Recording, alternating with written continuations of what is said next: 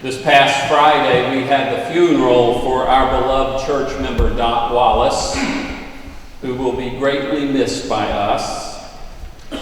It was a beautiful day Friday, gorgeous, and we had a wonderful service as we celebrated Dot's life. Her service prompted me to encourage you to ponder this question.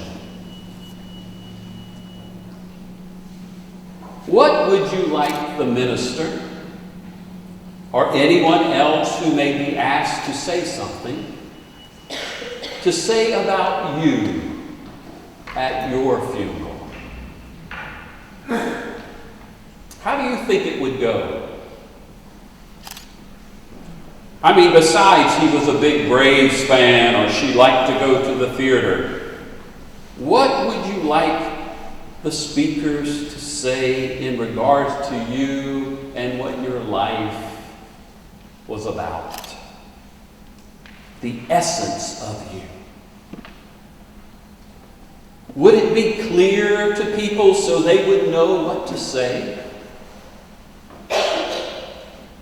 One of my favorite all-time stories is the story of Alfred Nobel, creator of the Nobel Peace Prize. Some of you have heard me share how that prize came into being. For those who haven't heard it, Alfred Nobel woke up one morning in 1888, bought a Paris newspaper, opened it up, and read his very own obituary. He had been searching for the obituary of his brother, who had recently died. But someone in the newspaper office obviously messed up, had pulled the wrong Nobel out of the file. Alfred was shocked and appalled at what he read, not because it wasn't his brother's obituary, but because of what it said about him. Dynamite King is dead. That was the headline. Dynamite King is dead. Yes, Alfred Nobel was the inventor of dynamite.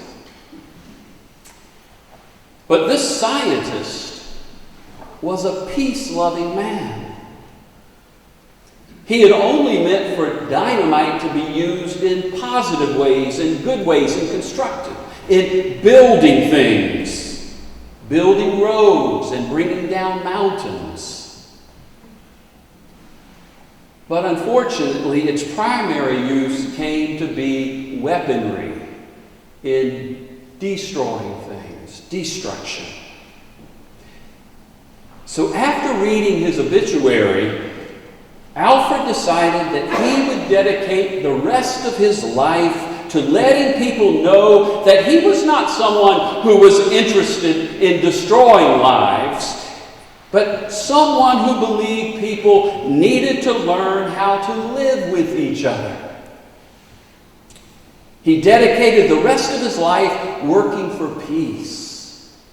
Therefore came the Nobel Peace Prize. So this all came to fruition because Alfred Nobel took the time to ask, what's it all about? What's life all about? What should my life be about? How am I supposed to spend my time on earth? Which is ever so brief, even if we get to live to 93 or to 91 as Dot did. I really messed up on this title for the sermon today. First of all, I misspelled Alfie on the front of the bulletin. Got it right inside. But this is how I really messed it up. There was a movie and a theme song called What's It All About, Alfie? And the film starred Michael Caine, who played the lead character named Alfie. And the song encourages Alfie to reflect on his life and what's really important. What's it all about, Alfie?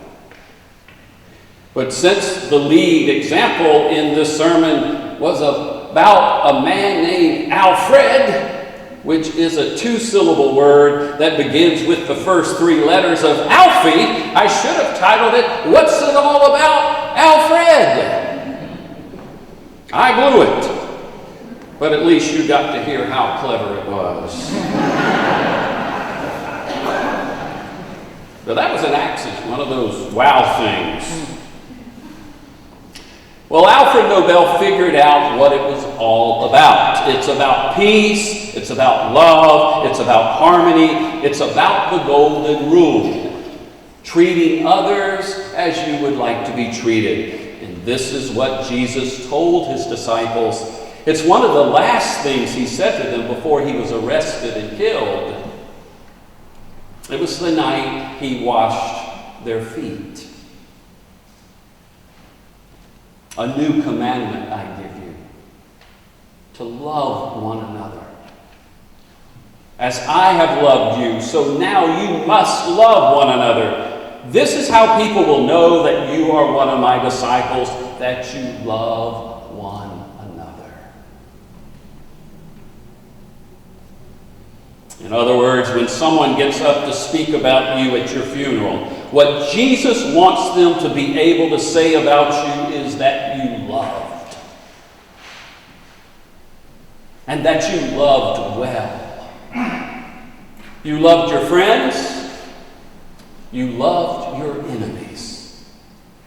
You loved all of God's children and all of God's creation. In order to love well, to love effectively and consistently, it's important to spend time alone in quiet, in prayer, in reflection. It's been said that what makes music so beautiful and so meaningful and so moving is the rest, the pauses. If music didn't have rest, all it would be noise, ugly. If we are to have beautiful, meaningful, purposeful lives, effective lives, then we need to have rest. For me, there are three main purposes for these rests. One is to examine your life. To ask yourself, what's it all about, Alfie? What's it all about, Billy? Are you making it about love? Or are you making it about something else? Ego. Achievement. Being right. So one reason for our pauses is to make sure we have our priorities in order to ask ourselves, have we gotten off course? Are we making love the main thing?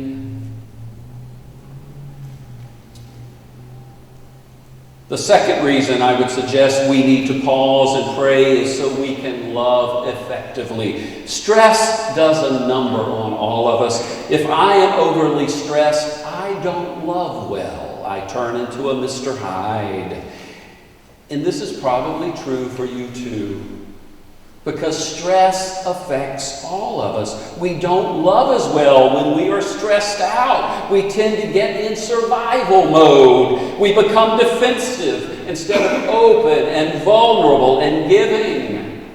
And one of the best ways to keep our stress in check is to slow down, to take some time out every day, to get quiet, to experience God's still small voice.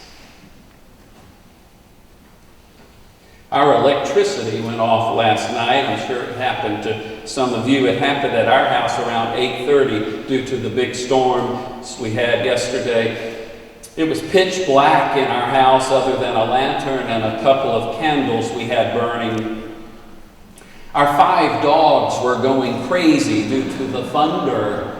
They were scared to death and were about to knock down the door so they could get to Sherry and me.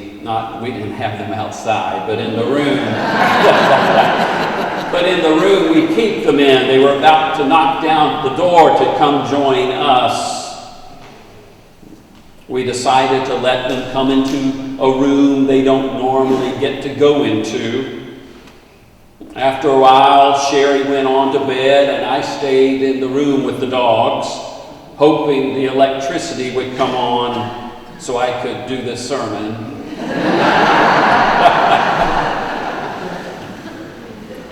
The thunder began to subside, and you could start hearing just a slight pitter-patter of light rain on the roof. And then the dogs and I started hearing the tree frogs singing and other sounds of nature. You couldn't do anything. There was no TV, no computer, nothing. All you could do was sit in the dark and listen to the sounds of silence and to the sound of creation. It was a kind of silence I had not experienced in a very long time, and it felt good. And then I started listening to 5 dogs snoring. I couldn't believe it. These dogs that are always so active, that are always into something, that were just 20 minutes before scared to death and nervous, all of a sudden they were completely still and sound asleep, truly at peace, like I've never seen them, like I'll never see 5 dogs again, snoring in the dark. And this experience was like medicine to them. It calmed them and they were at peace. We need that same kind of medicine.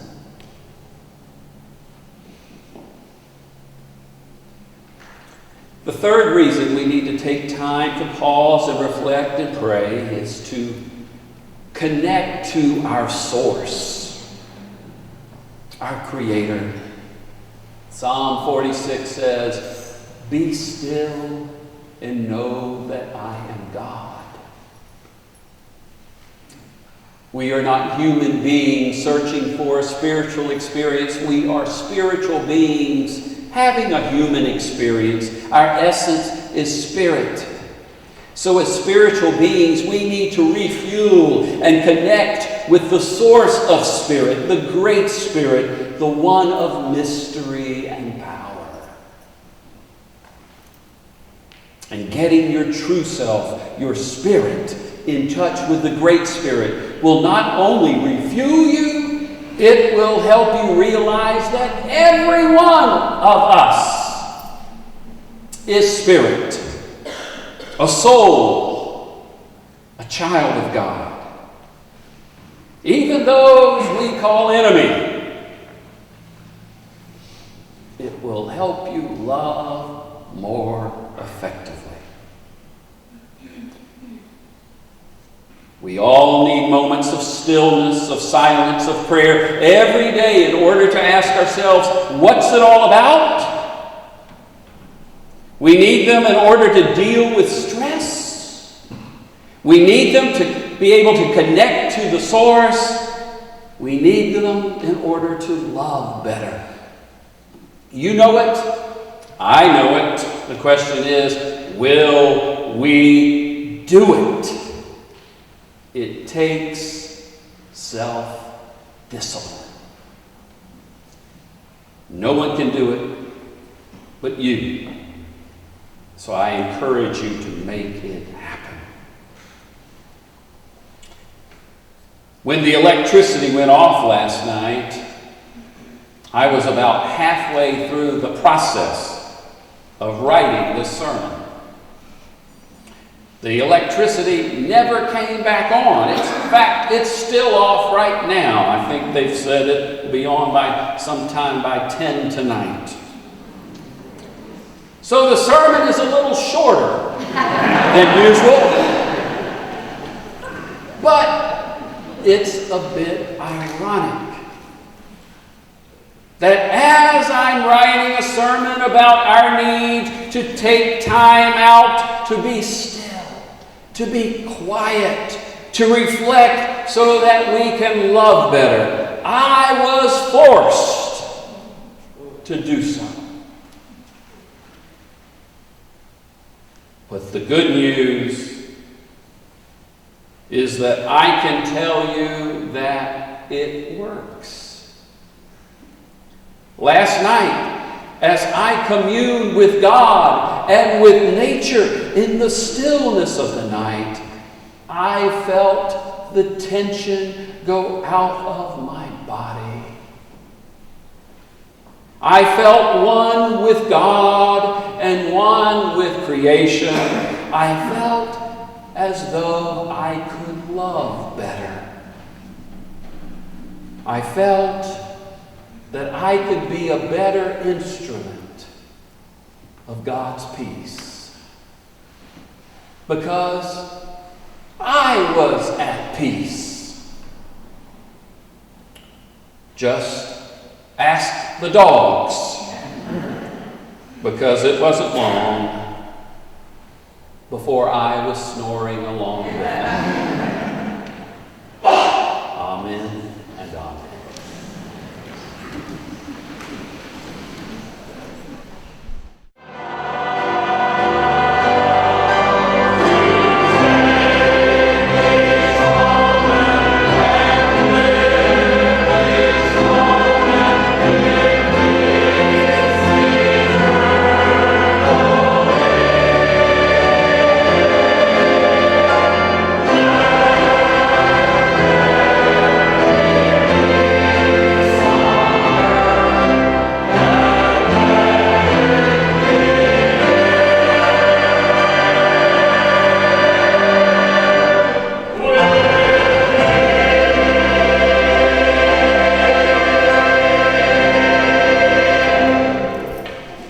The benediction is one I used yesterday at the middle of God's body on Friday, and it's one we use here often. It's words by the philosopher Henry Amiel. Life is short, and we don't have much time to gladden the hearts of those who traveled away with us. So, be swift to love and make haste to be kind. In the name of God the Creator, and Christ the Redeemer, and the Holy Spirit.